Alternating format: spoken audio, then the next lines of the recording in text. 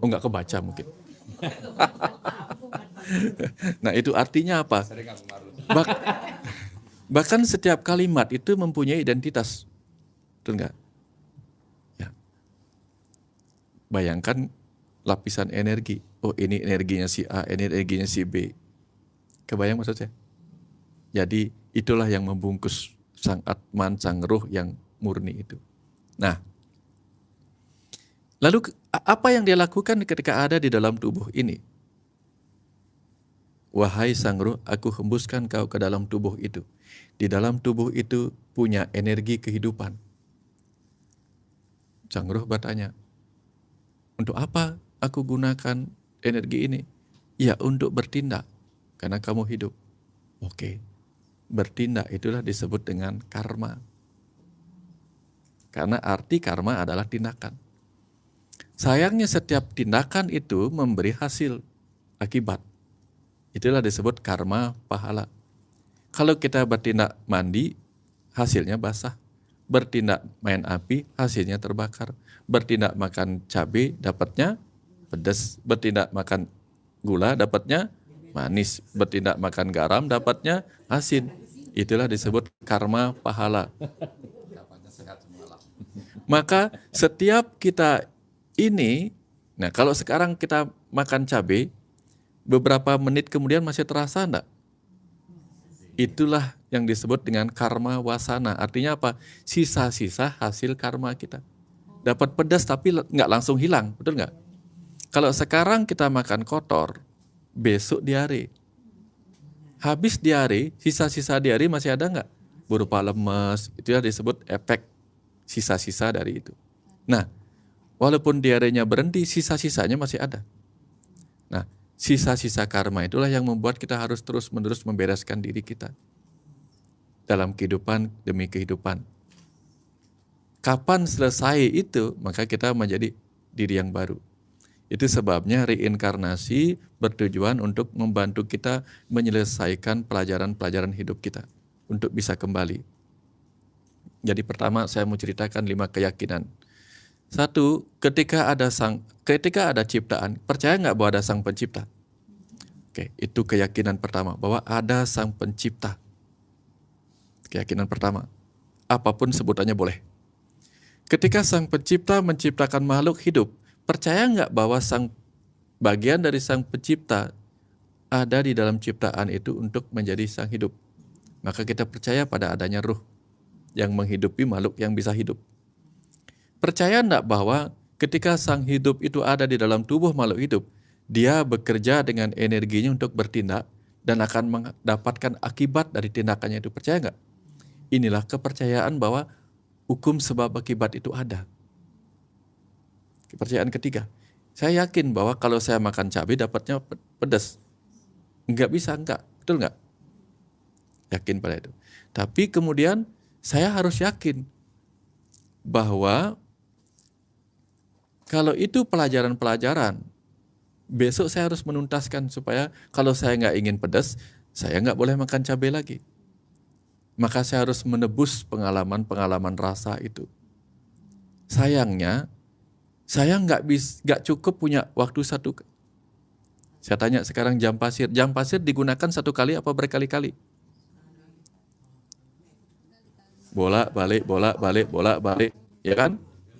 Bolak-balik. Nah, sama. Karma itu tidak cukup diselesaikan dalam satu kehidupan. Pelajarannya. Jangankan pelajaran karma. Kita butuh 6 tahun untuk sekolah mungkin hanya untuk menghafalkan 2 kali 2. Betul nggak? Banyak hal yang kita tidak pelajarin. Jangankan untuk paham yang kehidupan terdahulu, kehidupan sekarang aja kita nggak paham. Maka kita butuh kesempatan kedua, ketiga, betul nggak? Kalau kita punya hutang di bank, punya utang 1.000, besok bisa bayar nggak? Besok bisa. Kalau kita punya hutang 200 juta, 200 miliar, besok seketika bisa bayar nggak? Nggak. Kita butuh waktu lebih banyak lagi untuk melunasi itu. Nah, kalau kita punya hutang karma yang lebih banyak lagi, maka mungkin kita akan butuh waktu demi waktu, kehidupan demi kehidupan. Kalau kita tidak diberi kesempatan kedua, ketiga, dan seterusnya, kita nggak akan pernah tuntas membereskan utang pelajaran karma kita. maka kita butuh yakin bahwa kita masih akan diberikan kesempatan kedua, ketiga, kelima, dan seterusnya berupa kesempatan hidup baru, diberikan hari esok. Itulah keyakinan bahwa reinkarnasi itu ada sebagai kesempatan kedua, ketiga, dan seterusnya. Tapi kalau kita yakin bahwa reinkarnasi itu ada sebagai sebuah tujuan untuk membereskan utang-utang kita sampai lunas, sampai nol, saldonya nol, maka pada akhirnya setelah semua pembelajaran ini tuntas, saya masih punya kesempatan untuk kembali kepada kehidupan nyata saya, asli saya, yaitu menyatu dengan Tuhan. Manunggaling kawula Gusti, moksa, betul nggak? Itulah yang disebut keyakinan. Kalau tanpa kita yakin bahwa kita bisa moksa, maka kita akan menganggap, buat apa juga aku berkali-kali lahir kalau toh akhirnya aku tidak akan pernah mengalami kekosongan kemurnian itu. Ngapain juga aku cuci baju ini, besok juga kotor lagi. Ngapain juga makan, besok lapar lagi. Nah, sudah masuk ke semua jawaban itu, Ibu? Mudah-mudahan dapat tadi kan? Ya, ntar. Ini saya tanya yang tadi udah dapat ya. Jangan pertanyaan baru, karena nanti saya akan masuk ke situ. Oh ya, nanti saya ceritakan. Ya, maksud saya yang tadi udah dapat ya, sekarang saya lanjutkan lagi. Nah itulah sebabnya dalam reinkarnasi itu ada beberapa tujuan kelahiran kembali. Satu, ada tujuan ruh lahir kembali untuk apa? Menebus utang pelajaran karma yang belum beres, utang pelajaran. Supaya dia tahu, oh kalau makan cabai ternyata dapatnya pedas, makan gula dapatnya manis. Besok-besok kalau nggak mau manis jangan makan gula. Gitu. Kemudian yang berikutnya adalah menebus utang rasa karma. Rasa itu artinya apa? Pernah menyakiti, sekarang mengerti rasa disakiti. Pernah mencereweti, sekarang mengerti rasa dicereweti.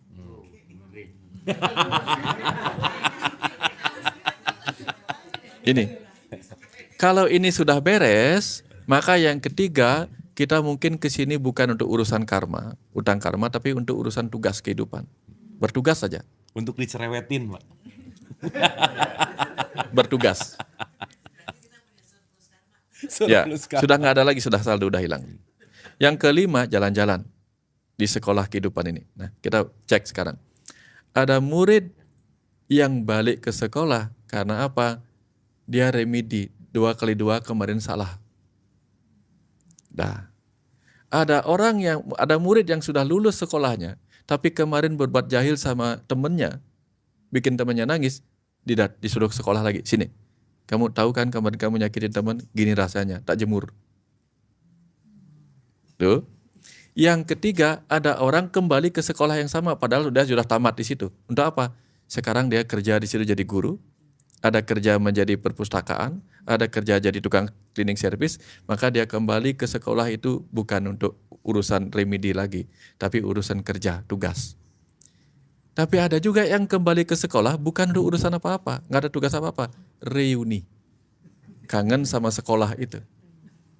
Ini jarang terjadi, tetapi ada juga roh-roh kesini untuk kangen-kangenan pada kehidupan ini. Nggak ada urusan apa-apa, nggak ada tugas, cuma untuk menikmati apa yang dulu tidak sempat ya nikmati karena terlalu sibuk belajar, sibuk berurusan dengan urusan karma, terlalu sibuk tugas, nggak sempat menikmati betapa mawar indah itu sesuatu yang luar biasa, air yang mengalir itu sesuatu yang luar biasa. Gitu. Ini kayaknya peserta reuni semua sih. Oh iya. Nah, sekarang masuk ke ceritanya Pak Budi.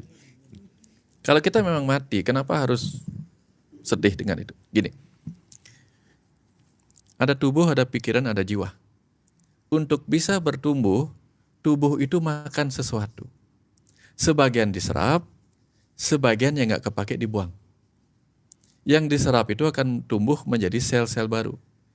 Begitu sel-selnya kepake dan mati, dibuang apa enggak?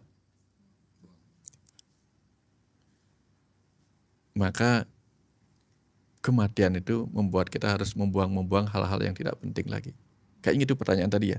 Tentang mati kenapa harus Pertama, kenapa harus takut? Yang kedua, paradoks gitu. Saat hidup ngumpulin, mati ngelepasin gitu. Iya, karena ketika sudah mati, masa kita nggak lepasin sel-sel tubuh yang mati? Karena sudah mati, lepasin. Mati sudah lepasin. supaya kita tetap menjadi hal-hal baru. Kalau kita nggak pernah melepaskan sesuatu yang menjadi beban kita, karena apa? Makanan itu penting untuk tubuh bertumbuh dan hidup. Tapi begitu dia nggak pakai lagi, dia harus buang.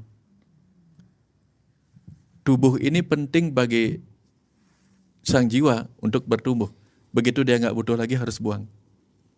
Kita butuh uang untuk kebutuhan kita di sini. Begitu nggak butuh lagi, di sana nggak kebawa. Saya pernah nanya, ke sana perlu HP nggak ada, karena kebetulan towernya belum dibangun di surga.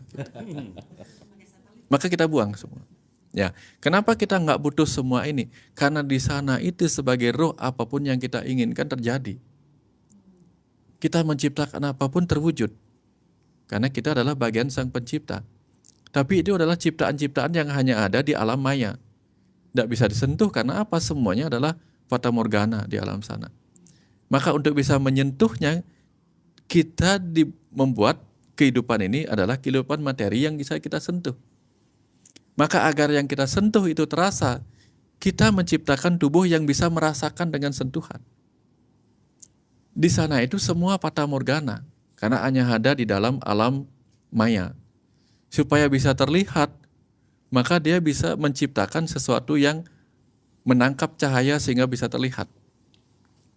Maka di kehidupan material ini pun dia menciptakan cahaya yang bisa membuat kita melihat apa yang ingin kita lihat. Tapi tanpa mata yang bisa menangkap cahaya, kita nggak bisa melihat itu semua. Semua dilengkapin.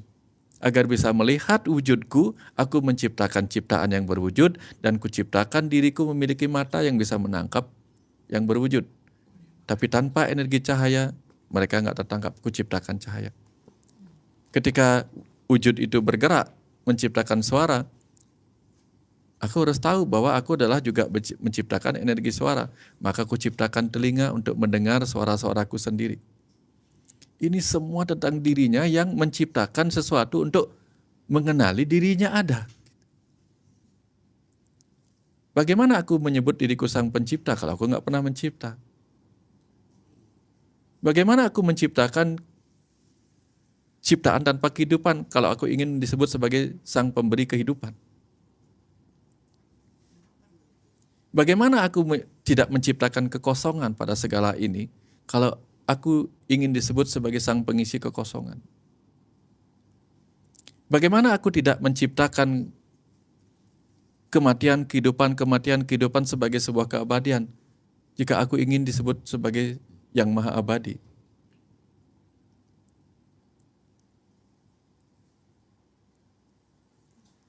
Dan bagaimana aku menciptakan keterpisahan-keterpisahan jika aku ingin disebut sebagai sumber dan asal dari segala penyatuan?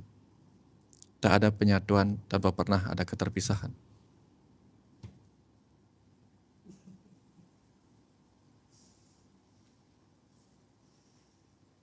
Takkan pernah ada kerinduan untuk pulang tanpa pernah ada keikhlasan untuk pergi.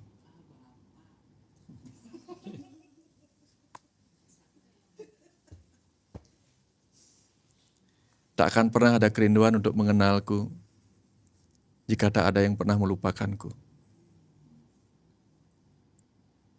Tak akan pernah ada masa di mana mereka mengerti aku adalah asal dari mereka, sampai mereka berada jauh dari apa yang mereka sebut sebagai asal. Tak akan pernah kuciptakan arah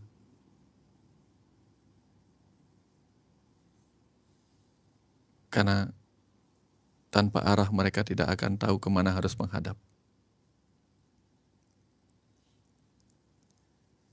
Tidak mungkin kuciptakan kematian kalau aku tidak ingin mereka tahu arti kehidupan yang abadi. Lalu, apa yang salah dengan semua ini? Apa yang salah dengan keterpisahan ini? Aku tidak bisa menciptakan kosong tanpa memberinya isi. Karena isi itu adalah saat di mana kekosongan hilang. Dan kekosongan adalah saat di mana isi itu hilang.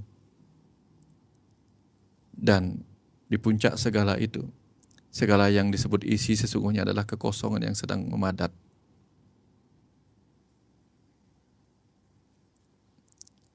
Jadi, aku hanya sedang menciptakan mata sebagai cermin untuk melihat diriku di mana-mana.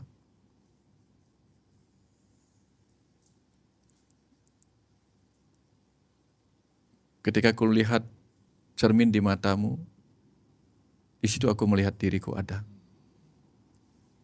Aku menciptakan sebuah lubang hitam di matamu agar kau mengerti.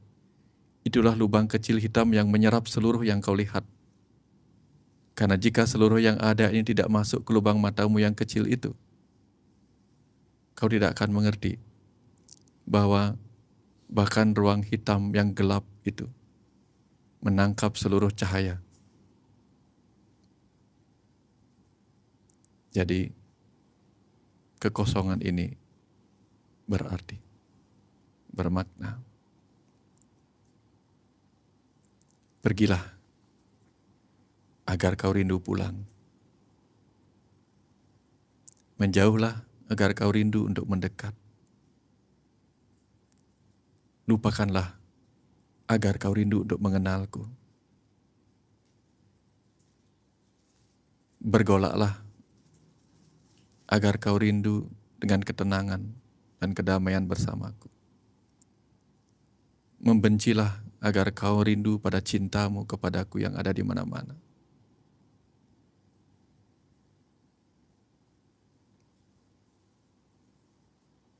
Terima kasih. Saya rasa saya tidak tahu apa saya sudah menjawab semua apa belum. Kang Abu, tolong diingatkan lagi. Ada yang belum saya jawab ya? Atau mungkin sudah terjawab, saya nggak tahu. Silakan Kang Abu, saya lupa pertanyaannya. Apa yang belum ya? Mungkin ada respon dulu dari Bu Tuti maupun Mas Budi. Bu Teti punten. Ya.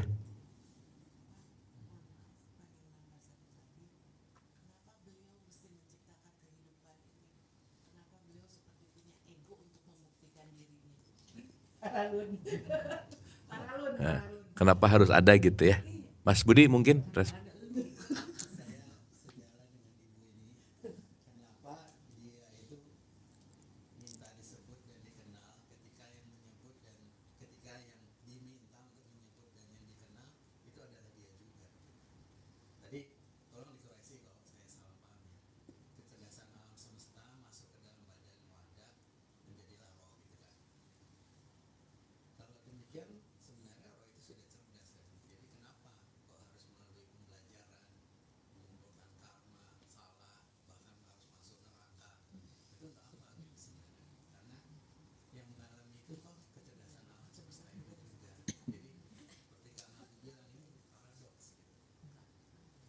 Ya.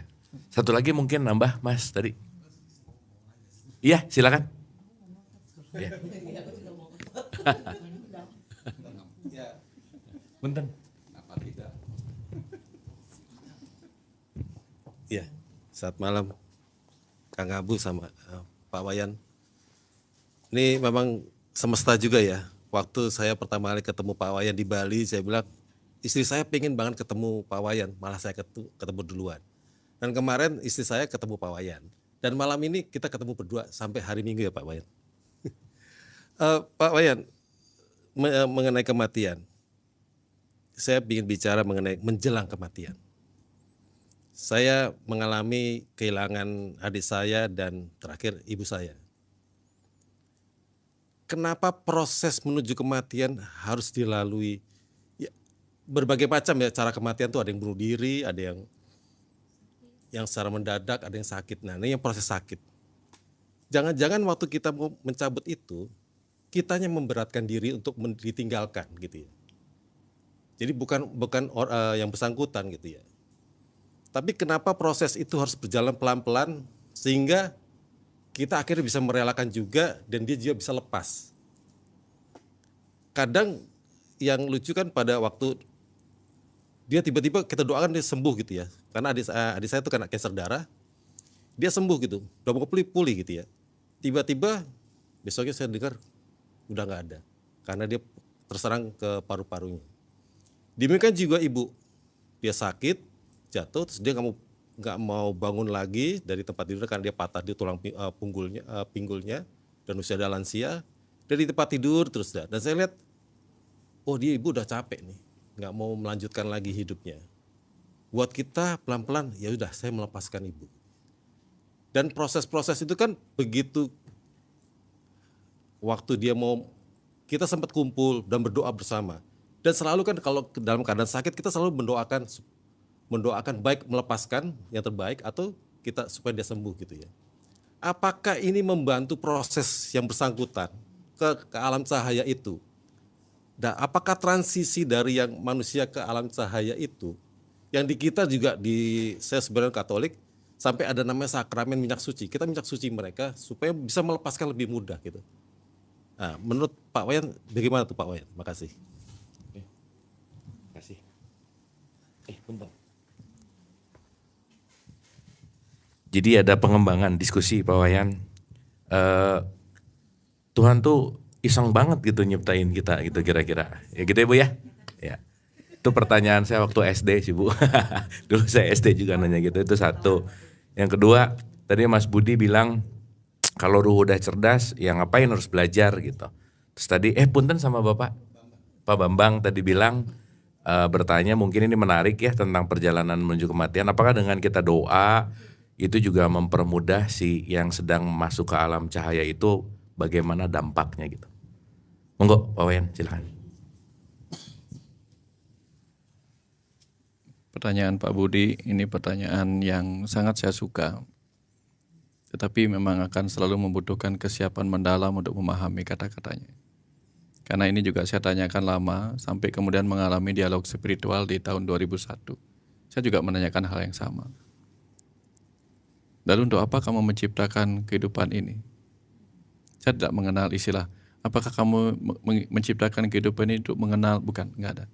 Tapi saya lupa jawabannya waktu itu. Pokoknya saya dapat jawaban waktu saya tanya, kenapa kamu menciptakan kehidupan ini hanya untuk kemudian membawa kembali kepada dirimu dalam kematian gitu.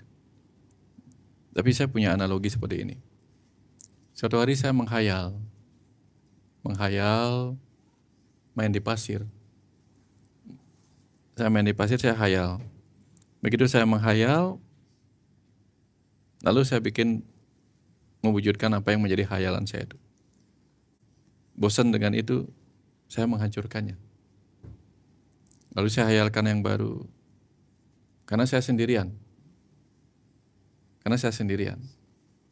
Pernah ngelihat anak-anak yang lagi sendirian, dia bikin sesuatu lalu dia hancurkan sendiri. Pernah merasakan kesendirian seperti itu. Jadi bisa mengerti enggak rasa kesendirian yang itu?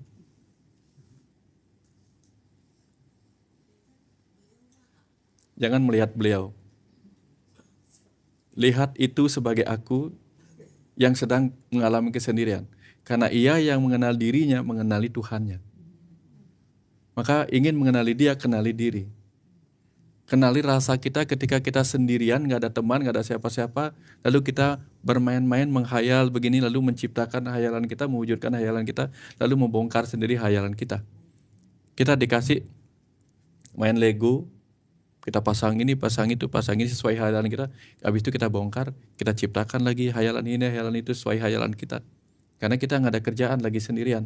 Kebayang nggak yang sendirian itu di tengah kekosongan tak terbatas ini? Ngapain coba? Gabut dan mager. Ini saya mengajak gini bukan untuk tentang pengetahuan. Tentang untuk mengalami rasa itu. Kebayang ya? Kalau sudah mengalami rasa itu akan mengerti. Oh, gitu. Baru dapat. Karena rahasiamu ada pada rahasiaku, rahasiaku ada pada rahasiamu. Seperti yang sering saya katakan dulu, kalau ingin merasakan lautan, jangan minum seluruh lautan, cicipin sedikit. Untuk mengerti rasa menjadi jiwa bagi alam semesta raya, cukup rasakan menjadi jiwa bagi alam semesta kecil, buana alit, jagat alit yang kau tempati itu. Jika kau paham jagat alit yang kau tempati itu, kau akan mengerti aku sebagai yang mengisi jagat alam, jagat raya tak terbatas ini. Ya. Dan ketika kita paham, kenapa dia membuat seperti ini? Jangan tanya kenapa dia membuat itu. Tanya kepada diri, kenapa aku menciptakan ini? Hanya untuk kemudian kuhancurkan. Karena ini hanyalah permainanku. Kuhidupkan, kumatikan, kuhidupkan, kumatikan, kuhidupkan, kumatikan. Kita bikin boneka dari apa yang kita punya. Lalu kita seakan-akan kita memainkannya seperti orang mainkan wayang. Seakan-akan kita dalang, kita mainkan menjiwai wayang ini, wayang ini, wayang ini. Lalu nggak ada penontonnya. Karena kita menonton diri kita sendiri, kita mainkan sendiri, kita ngomong sendiri, lalu kita masukkan ke wadah yang kita bikin sendiri. Lalu kita senyum-senyum sendiri karena apa? Merasa sudah memainkan itu. Kebayang nggak rasa seperti itu? Dapat ya? Jadi kalau ingin masuk ke dalaman tentang Tuhan, masuk ke kedalaman kesadaran diri kita yang itu, baru dapat. Karena apa? Kalau kita memahaminya di level pengetahuan, pikiran, nggak dapat. Karena itu melampaui di sana. Dia masuk ke wilayah rasa, pengalaman. Makanya dia menciptakan alam ini untuk kita mengalami. Diberikanlah alam ini makhluk-makhluk hidup, makhluk-makhluk hayat, di mana kita berdiam sebagai ruh di dalamnya untuk mengalami dan menghayati di alam ayat ini. Menghayati apa? Menghayati ayat-ayatnya. Tanda-tandanya, versi Kang Abu. Tanda-tanda apa? Tanda-tanda bahwa, oh ini rasanya kesendirian. Dapat sampai sini ya. Dan kenapa kita dibuat takut pada kematian? Karena rasa takut pada kematian membuat kita menghargai kehidupan. Banyak orang tidak takut pada kematian, ujung-ujungnya tidak menghargai kehidupan. Maka dia memilih salah satu dari jalan kematian. Ada orang mati karena kehendak tubuh, ada orang mati karena kehendak ego, ada karena mati karena kehendak pikiran, ada orang mati karena kehendak jiwa, ada orang mati karena kehendak Tuhan.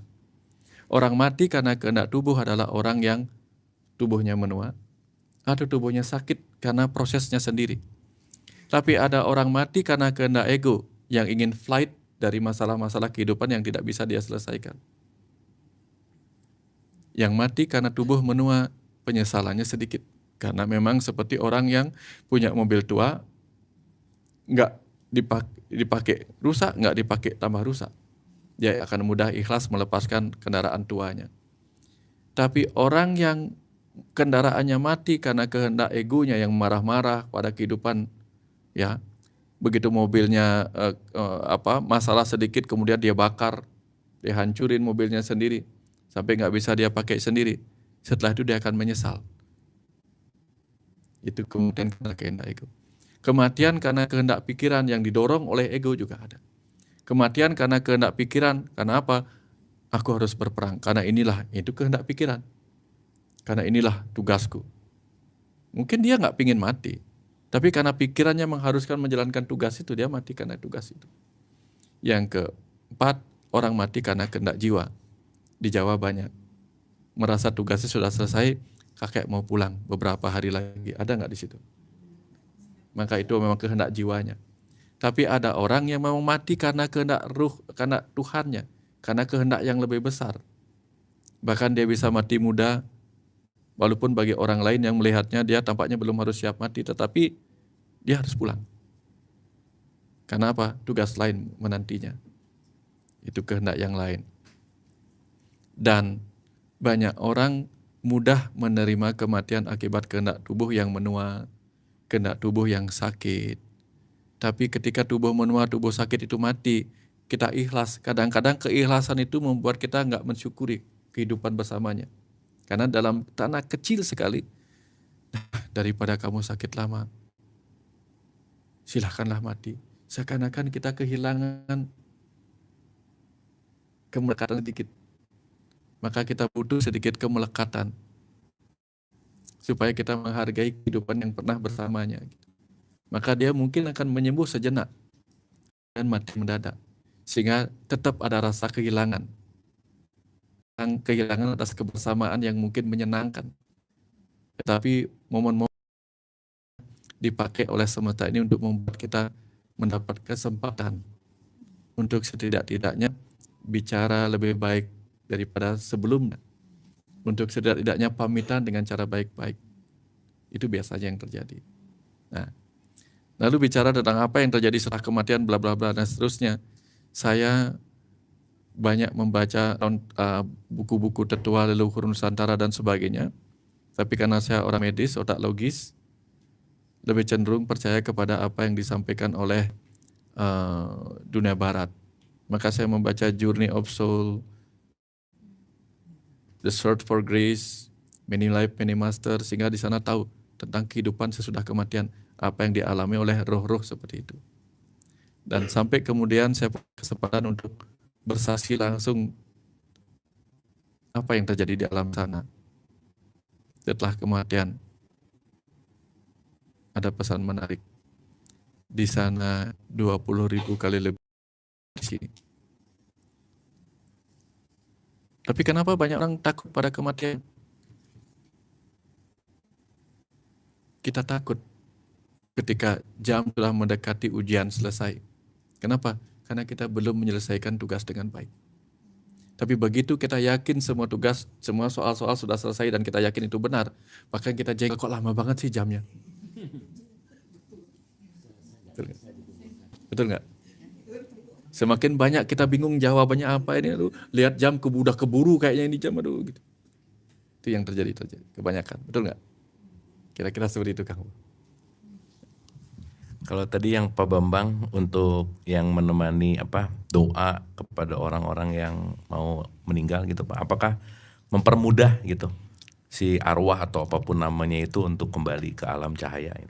Saya pernah ketemu orang yang mau berangkat ke luar negeri, diantar sama orang-orang. Dia sudah masuk nih, sudah masuk ke wilayah ruang tunggu. Tapi kemudian dia lihat keluarga-keluarganya seperti penuh kesedihan. Di balik dinding kaca, di ruang luar. Akhirnya anaknya menangis, orang yang dia cintai menangis. Seakan-akan dia mau naik pesawat itu sesuatu yang keterpisahan yang sangat berat. Ini mungkin akan menghalanginya untuk masuk ke ruang tunggu, menghalanginya untuk boarding, bahkan mungkin dia akan balik sana. Untuk sekedar memastikan, are you okay? Apa kamu baik-baik saja saya pergi? Tapi begitu dia, yang ini ikhlas melepas, yang itu ikhlas dilepas. Maka doa-doa adalah cara untuk menunjukkan sebuah keikhlasan. Karena kemelekatan tidak hanya disebabkan oleh satu sisi. Ketika kita pasang lem, terutama lem fox yang kuning itu, kita selalu melaburi lemnya ke dua sisi. Dua sisi, baru kita satukan. Jadi kemelekatan itu ada pada yang ditinggal dan ada pada yang meninggalkan. Begitu yang meninggalkan ikhlas tapi yang ditinggal nggak ikhlas, nggak bisa. Itu yang membuat kesulitan pergi. Karena sebagai orang yang sama-sama dicintai, mencintai, kedamaian pada satu pihak yang menyebabkan kesedihan pada pihak lain gak nyaman. Bayangkan kalau kita makan enak sementara anak kita kelaparan, gak nyaman buat kita. Walaupun di sana 20.000 kali lebih indah, tetapi kematian kita menyisakan kesedihan. Itu gak nyaman bagi yang pergi. Tapi begitu kepergian kita meninggalkan keikhlasan, itu membuat kita lapang ke sana. Maka doa-doa itu kadang mengingatkan yang pergi untuk ikhlas, sekaligus mengingatkan dirinya untuk ikhlas. Kalau di Bali ada upacaranya itu. Upacara yang disebut mapepegat. Mapepegat itu artinya memutus. Jadi ketika mapepegat itu, keluarga yang ditinggalkan akan diberikan sesuatu dengan balik begini.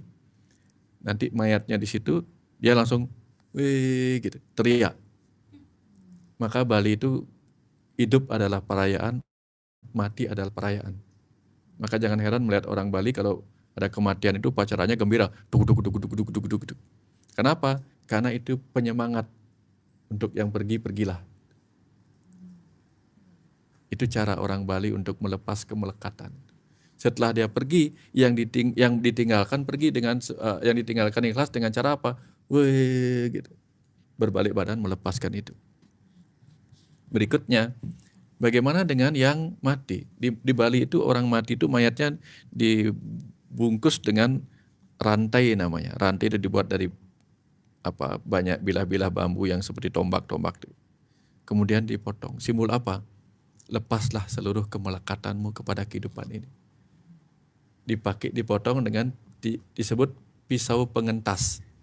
Pengentas itu artinya pegat angan-angan buntas. Artinya apa? Putuslah seluruh cintamu setuntas-tuntasnya gitu. Tiup pengentas namanya. Kalau itu belum beres, maka dipercikanlah yang disebut tirta pengentas. Air suci yang memutus ikatan cinta secara tuntas. Itu prosesnya. Sehingga yang pergi memutus cintanya, yang ditinggal juga memutus cintanya. Gitu. Itu prosesi di Bali. Itu ada dalam buku Perjalanan ke Alam Kematian. Ya. Dan kenapa kemudian orang Bali membakar tubuhnya? Kalau kita memiliki mobil, HP, kita naik motor di jalanan, kita bawa HP, tiba-tiba HP kita jatuh. Kita melaju kencang, HP kita jatuh, pingin balik enggak? Pingin balik, ngambil lagi, nengok lagi. Tapi begitu HP kita jatuh, langsung dilindas sama truk, hancur lebur, pingin balik, ngambil enggak? Begitulah sang ruh ketika melihat tubuh identitasnya sudah nggak ada lagi karena terbakar menjadi abu. Apa yang mau ditungguin lagi di situ? Tapi ketika dia ada, masih dikubur di sana, diziarahi rame-rame terus-menerus, dia ada di sana untuk apa? Untuk mengobati kerinduannya kepada yang masih hidup. Kebayang? Dipanggil lagi, dipanggil lagi, dipanggil lagi. Diingat lagi, diingat lagi, diingat lagi. Karena tepat ketika kita mengingat yang mati, dia hidup kembali dalam ingatan kita. Tapi sini dapat. Saya mau jawab apa enggak sih? Karena kemana-mana jawabannya ini. Tapi mudah-mudahan dapat bahan perenungan di situ. Makasih. Oke, kita tepuk tangan dulu dong Pak Wayan. Suksma, makasih. Kita sampai jam berapa Pak Marius? 2 pertanyaan lagi ya? Ya. Boleh, silakan. Oh, iya dong, tuan rumah. Sebenarnya tuan rumah dulu aja.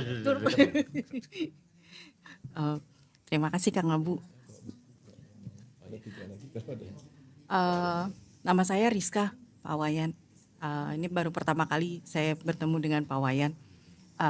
Pertanyaan saya tadinya mau ada 2 tapi jadi 1 aja. Pada saat kita menuju kematian, fisiknya itu kan lepas, Pak Wayan. Apakah kemudian ruh dan kesadaran itu juga akan terpisah, atau mereka akan sejalan, atau bagaimana, Pak Wayan? Itu aja pertanyaan saya. Oke, makasih. Pak Marius, silakan. Oke, singkat aja jawabnya ya. Nanti Tuhan pertanyaan agak panjang. Saya mau balik ke reinkarnasi tadi Pak Wayan, ke Mbak Teti. Kalau di buku ini reinkarnasi itu ada 4. Yang pertama yang umum, jadi karena karma.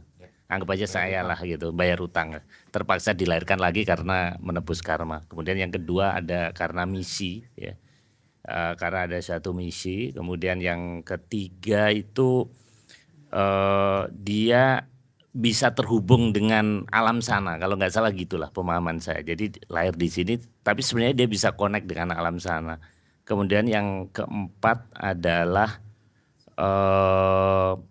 jalan-jalan dia, wisata. Nah pertanyaannya, karena mostly yang nomor pertama Anggap aja saya lah ini. Kalau tadi yang misi Kang Abu, kalau yang berhubung sana Pak Wayan, maksudnya 3. Nah, berarti yang tipe saya ini berarti akan lebih berkali-kali gitu. Lebih sengsara lagi, balik lagi dibandingkan Kang Abu yang katakanlah cuman 2 kali lagi atau Pak Wayan yang nggak perlu lagi gitu. Nah itu kan cilaka kita, Pak. Karena saya nggak merasa punya misi lahir di sini dan nggak merasa bisa berhubungan dengan alam sana. Berarti saya harus lebih sengsara dibandingkan Kang Abu dan Pak Wayan gitu. Iya itu aja. Ini loh ya. Iya. Mantap Pak Marius, makasih. 2 Pak, ini final question dari Ibu Rizka. Pada saat menuju kematian, fisik lepas, ruh dan kesadaran apakah terpisah? Itu 1. Yang kedua Pak Marius, tentang 4, ini yang pernah kita bahas juga sih, tentang 4 reinkarnasi dalam perspektif bukunya Pak Wayan ini. Kalau tipikal-tipikal yang kira-kira banyak utang gitu Pak ya, kira-kira balik lagi tuh gimana gitu, mungkin kapan selesainya kali ya, atau gimana, apa yang perlu disadari dan apa yang dilakukan ketika itu terjadi menjadi looping diulang-ulang gitu. Mangga Pak Wayan. Makasih. Saya juga pernah penasaran nih, sehingga harus bertanya kepada yang mengalami langsung kematian itu sendiri. Saya pernah tanya seperti ini. Terus gimana dong rasanya mengalami kematian? Jawabannya singkat. Ketika keluar dari tubuh, mungkin sakit sedikit, tapi setelah itu ringan luar biasa. Oh ya, saya langsung mengerti. Iya, karena saya pernah mengalami sebuah masa seperti itu. Keluar dari tubuh ini, tiba-tiba mengalami ringan, jangankan sakit, gatal pun nggak ada. Kemudian saya sebagai ruh, dalam kesadaran ruh itu, kita bisa pergi kemanapun seketika pada saat kita memikirkannya. Saya pernah mengalami ini. Jadi suatu hari itu saya sejak SMA itu sering mengalami sesuatu di jantung saya, gitu. Saya biasa aja karena mengerti ilmu kesehatan, ya sudah oke aja gitu. Ketika saya mahasiswa, lagi tidur nih, tiba-tiba saya merasa sesuatu menembak dada saya di kiri. Gitu. Saya merasa kemudian saya akan mati karena sakitnya luar biasa. Aduh, seperti kena tembak ditembak. Aduh. Tapi beberapa detik sebelum saya benar-benar mati, saya ingat apa yang pernah saya pelajarin. Bahwa apa? Kemanapun pikiranmu terakhir sebelum mati, sanalah kamu pergi. Itu yang saya ingat. Maka dalam waktu yang singkat saya pikirkan kemana saya mau pergi. Saya membayangkan saya ingin pergi ke sebuah tempat seorang guru di India. Saya ingin berjumpa dia dalam kematian. Tiba-tiba saya sudah ada di India. Saya melihat India. Wow. Saya sampai lupa bahwa saya sudah mengalami kematian itu. Wow. Dan ringan banget, benar-benar di situ saya benar merasakan bahwa oh ini yang disebut mati itu, jangankan sakit gatal pun nggak terasa, benar-benar ringan. Nah kemudian setelah puas saya di India ngelihat ini, ngelihat itu, sayang saya nggak ketemu Kajol waktu itu. belum ketemu. Lalu saya berpikir begini. Tepat pada saat saya bosan di sana, saya berpikir, ingat ya, saya berpikir sebagai ruh, saya berpikir, siapa sih yang menangisi mayat saya di rumah? Tepat ketika saya mengatakan demikian, tiba-tiba saya sudah ada di daerah Bali Timur, dan saya kaget di situ. Wah, ini saya di mana nih? Tapi saya tahu itu Bali, ini mana nih? Kemudian saya mencoba bertanya kepada orang, saya dekatin orang itu, dia menatap, seakan-akan menatap saya tapi tembus. Loh, kebayang nggak kalau orang menatap kita tapi bukan kita yang ditatap, di belakang kita ditatapnya? Kebayang nggak? Kayak gitu tembusnya. Ini bukan saya beginikanlah. Tiba-tiba ketika saya pegang, saya seperti menyentuh fata morgana, seperti menyentuh hologram. Nggak kena. Nggak kena. Loh kok nggak kena? Saya pukulin semua orang, nggak kena. Sampai boringnya saya begitu. Satu saat itu kemudian saya melihat seseorang lagi lain-lain, saya pukulin keras-keras, kena, nyangkut tangan saya, dan dia noleh. Oh, kaget saya, karena pengalaman tadi mukulin orang-orang itu nggak kena, nembus. Ini nembus, saya kaget, ya saya kena pokoknya. Loh, Kok bisa kena? Saya bilang gitu. Jawabannya apa? Iya, kalau sama-sama mati ya kita bersentuhan. Oh, dia bilang begitu. Hah? Oh iya. Gitu. Kemudian, oke, saya di mana nih? Saya lupa kata-katanya di mana. Pokoknya entah Gianyar, entah Klungkung. Oh, jadi beneran di Bali. Terus, oke, saya mau pulang. Saya mau ketemu siapa yang nangisin mayat saya, gitu. Tiba-tiba saya sudah ada di depan warung Made. Pernah ke warung Made? Saya ada di depan warung Made dan di depan itu gang satu lagi karena rumah saya di gang situnya. Ini gang satu, saya ke sana lagi jalan raya, itu gang rumah saya. Nah, saya jalanlah ke situ. Pas jalan nyebrang jalan menuju gang itu, di situ saya benar-benar sadar, loh, aku nggak menyentuh tanah. Segini, kira-kira segini dari tanah. Wah, nggak melangkah, cuman bergerak. Wah. Nah, tiba-tiba di sebuah tempat saya berhenti karena di depan sana ada seseorang pemangku lagi mengaturkan canang. Saya diam karena tidak mau mengganggu. Dia mengaturkan. Tapi saya iseng, nakal. Oh, katanya orang ini, karena saya kenal selama hidupnya pemangku itu orang yang suka belajar ini. Katanya orang ini bisa ngelihat ini itu. Berarti pas saya lewat pasti dia lihat. Maka saya lewat di depannya, set. Sambil saya noleh ke belakang. Pada saat itu kemudian dia diam, noleh-noleh gini. Walaupun nggak ngelihat saya tahu dia nggak ngelihat saya. Saya gini, oh beneran, berarti orang-orang kayak gini bisa ngerasain kita lewat gitu. Itu yang ingatan saya di situ terakhir. Kemudian, sudahlah, saya pulang aja. Tiba-tiba saya sudah di depan mayat saya, lagi dimandiin. Semua orang nangis, kakak saya nangis semua.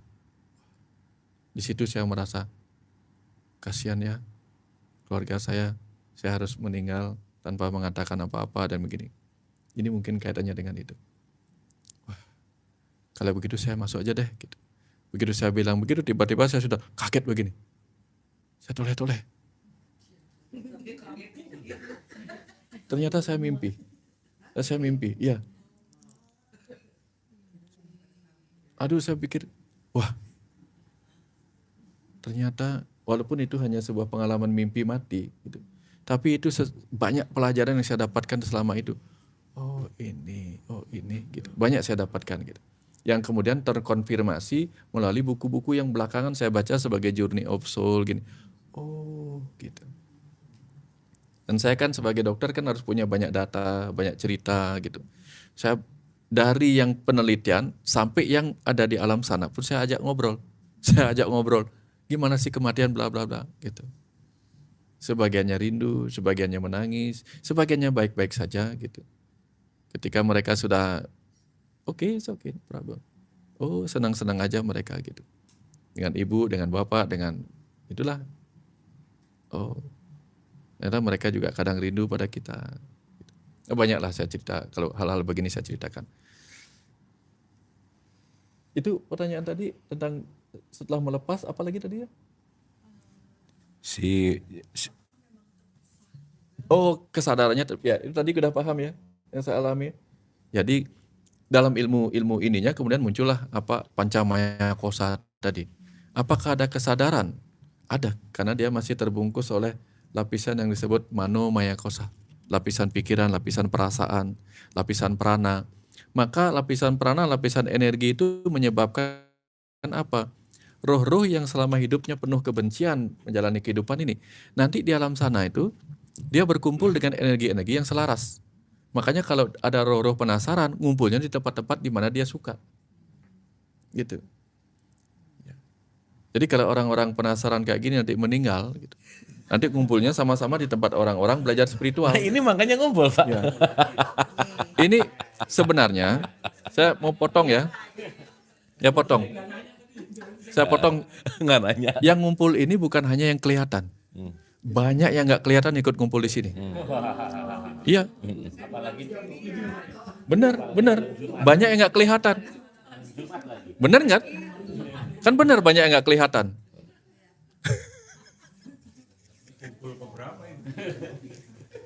Ya, ini sambil bercanda. Memang benar banyak yang nggak kelihatan. Ya. Nggak kelihatan. Tapi dalam ilmu Buddha, di tempat-tempat di mana kita mengalami seperti ini, boleh tanya Mas Herwi nanti, Mas Herwi Ratno kalau pernah ketemu. Di tempat-tempat di mana kita mengobrol hal seperti ini, memang banyak dimensi-dimensi lain ikut mendengarkan, tercerahkan. Gitu. Karena yang berbeda itu hanya dimensi fisik, dimensi energi. Tapi pembelajaran itu sama. Jadi kesadaran itu masih ada sehingga pembelajaran. Di alam sana pun kita masih belajar terus. Maka ada yang disebut dengan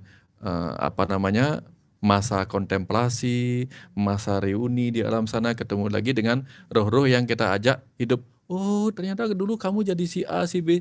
Kita jadi ingat ketemu roh-roh itu. Baca Journey of Soul. Kalau enggak, nanti saya kirimkan hasil rekap saya tentang buku Journey of Soul. Nanti silahkan dibagi-bagi, dibaca itu. Oh, ini apa yang disebut masa orientasi sebelum masuk ke kehidupan berikutnya. Kadang-kadang begini, karena kita murid, kata kita muridnya, murid TK itu diarahkan, nanti kamu sekolah di TK ini ya. Kalau murid SMA, mulai dia milih menuju mahasiswa, nanti aku milih di sini aja. Gitu. Sudah punya kemandirian untuk memilih tempatnya. Tapi mahasiswa bisa memilih SKS mana yang mau dia ambil duluan. Roh-roh yang matang, yang semakin sering mengalami kematian, kehidupan dan kematian, akan bisa memilih. Kayaknya untuk kehidupan berikut ini aku pilih beresin deh urusan karmaku dengan si A, si B, si C. Dengan D, E, F nanti aja belakangan. Maka disitulah kita memilih kehidupan yang sudah dibuatkan skenarionya. Kita hanya memilih. Kayak kita mau, kamu Sylvester Stallone mau main apa? Aku Rambo deh gitu.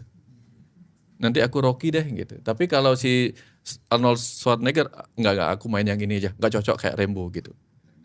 Nah, Terminator aja deh gitu. Nah, sang ruh itu, sang pemain peran itu memilih mau peran jadi apa gitu. Karena bagian pembelajaran apa yang mau dia ketemukan. Saya misal sama Kang Abu, anggaplah misalnya saya Kang Abu suami istri. Sudah berkali-kali hidup sebagai suami istri nggak beres-beres. Kehidupan berikutnya, enggak lah, nanti aja deh kalau aku udah matang baru lahir lagi sama dia, biar beres gitu. Bosan berkelahi terus sudah 3 kali kehidupan nggak beres-beres gitu. Nanti biar aku matang dulu. Gitu. Nanti baru aku akan bereskan setelah aku matang, betul nggak? Kadang-kadang kita melakukan itu dengan roh beberapa orang, dan roh itu bisa membelah menjadi lebih dari satu. Seperti mahasiswa yang mengambil beberapa SKS dalam satu kali kuliah. Ya. Ada mahasiswa yang pagi ngambil komputer, sore ngambil hukum. Ya. Kenapa? Paginya maling komputer, sorenya dihukum. Gitu. Nah, jadi artinya ada beberapa seperti itu. Nah, murid-murid TK dipilihkan. Jadi ada roh-roh yang baru-baru, udah, aku tahu, roh pembimbingnya tahu, kamu nggak cocok, belum bisa. Kamu di sini aja dulu, ini aja belum beres gitu. Pelajaran ini aja belum beres, udah pelajaran ini dulu. Ya, ini menyebabkan kita berulang-ulang kali lahir. Karena apa? Terlalu banyak pelajaran kehidupan untuk kita pahami.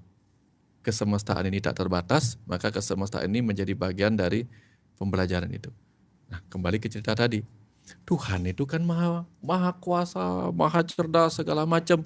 Ngapain juga harus turun menjadi roh yang bodoh untuk belajar lagi, dan sebagainya gitu.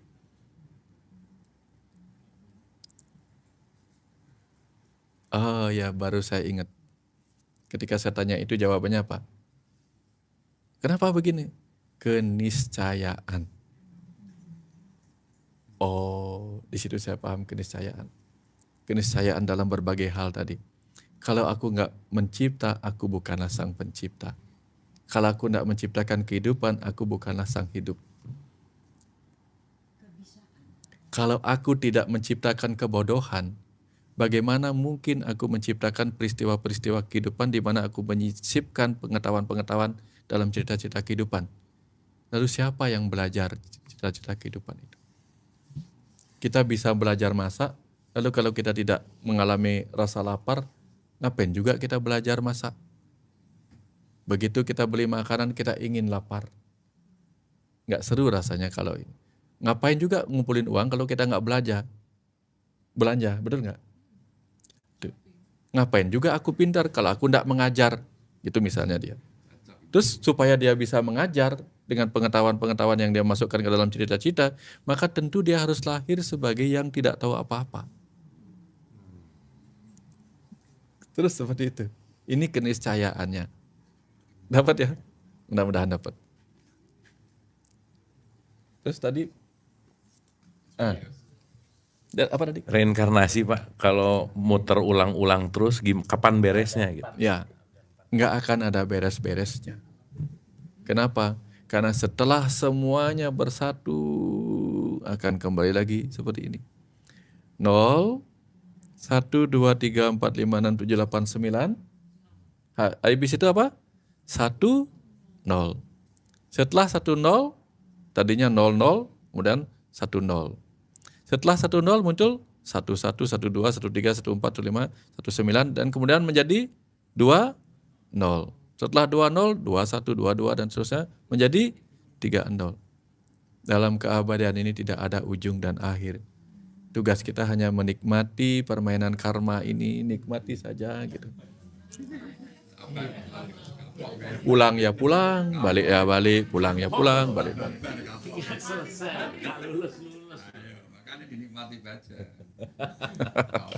Kira-kira seperti itu.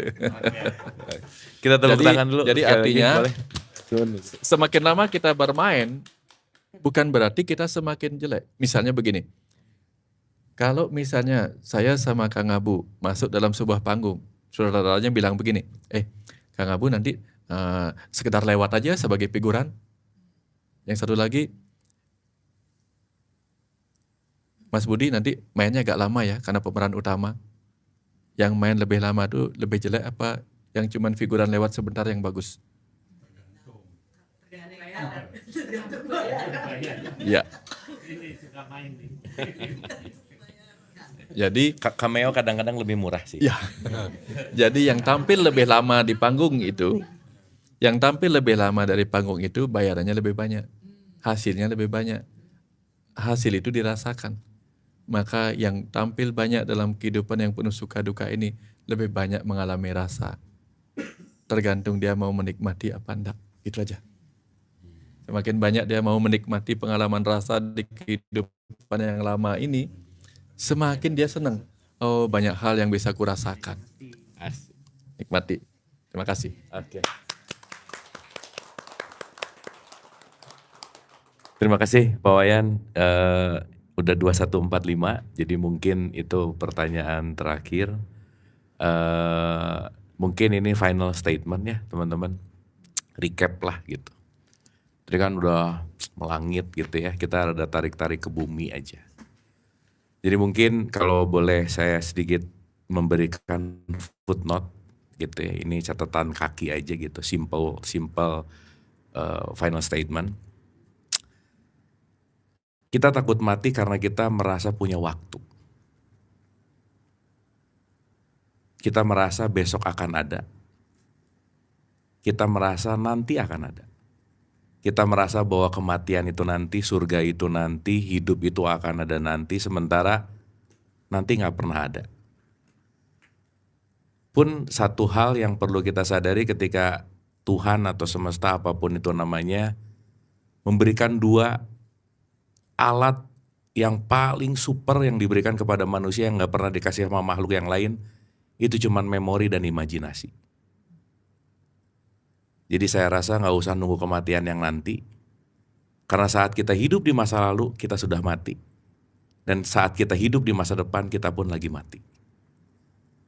Dan gak perlu nunggu mati yang nanti diulang apa dan lain-lain, karena hidup yang sejati adalah yang hanya hidup di sini sekarang saat ini.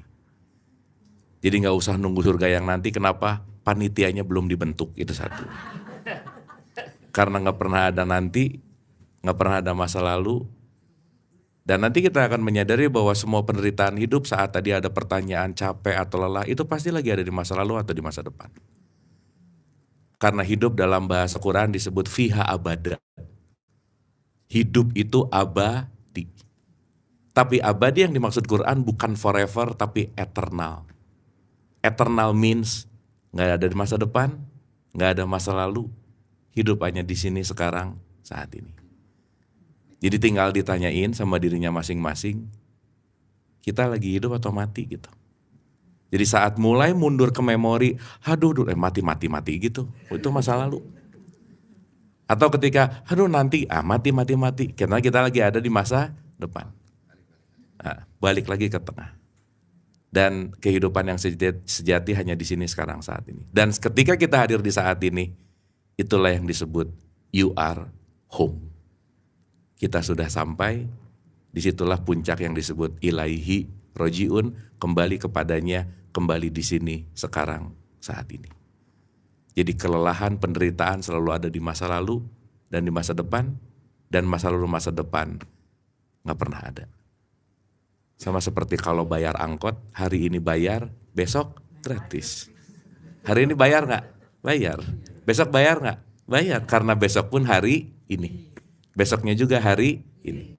Nah, saat kita mulai sadar bahwa kita nggak pernah punya waktu, kita mungkin akan sedikit kurang atau mengurangi voltase tentang ketakutan tentang kematian.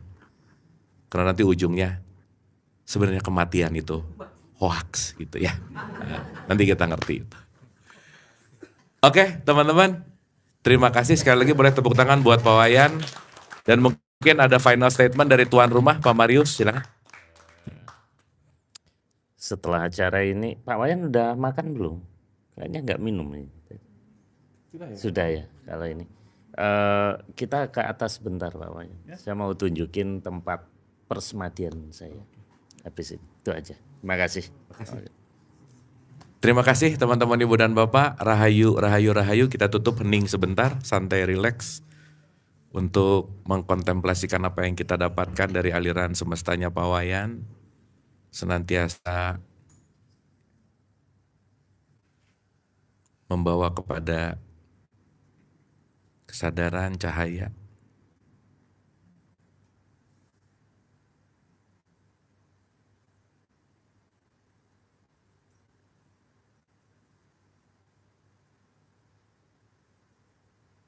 dan selalu membawa kepada kekuatan untuk selalu bersimpuh kepada kenyataan dan realitas. Hadir utuh di sini saat ini.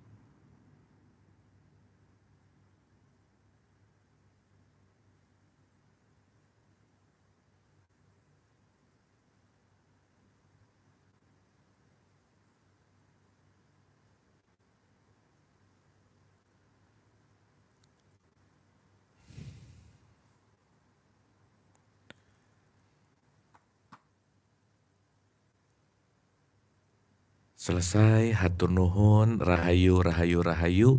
Wabillahi taufiq walhidayah. Assalamualaikum warahmatullahi wabarakatuh. Terima kasih Ibu Bapak semua. Sekali lagi boleh tepuk tangan buat kita. Sukses, Guru. Terima kasih Pak Marius, Ibu, hatur nuhun. Oh iya. Foto itu rundown paling penting memang. Gak sah. Gak sah.